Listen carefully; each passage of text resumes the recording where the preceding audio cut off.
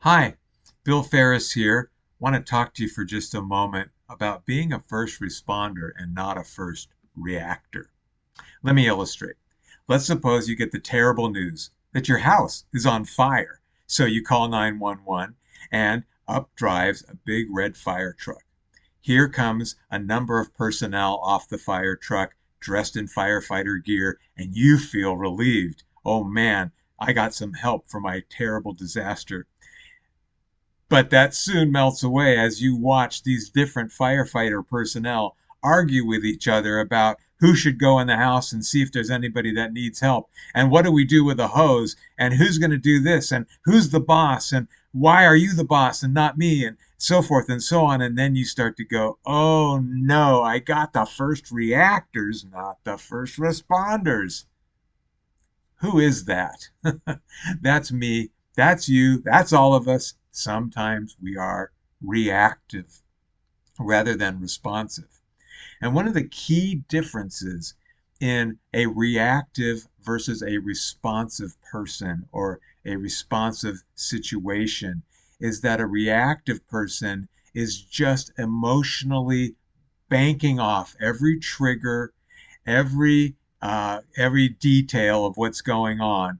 And a responsive person knows how to drive a straight line through the crazy and stay on it.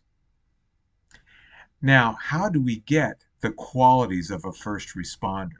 Well, the good news is the Holy Spirit Himself imbues us with character qualities that are attuned to being responsive rather than reactive.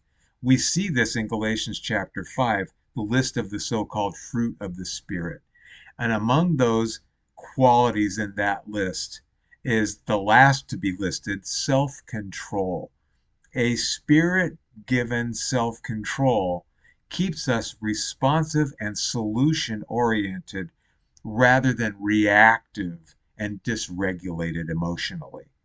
Now, there are also some practices we can practice to keep our mind and our heart and our soul in a better state of responsiveness and less available to reactivity. Because the worst thing that can happen is if we're in a situation where I start reacting and then you start to react to my reaction, then I start to react to your reaction to my reaction, and then you start to react to you get the idea. It just turns into a chain reaction and things break down pretty fast. This can happen to a couple. This can happen in a church. This can happen at work.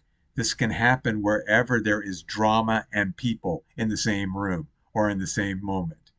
So may the Holy Spirit give us hearts and minds and the training required to become responsive first responders rather than reactive first reactors. Thanks for listening.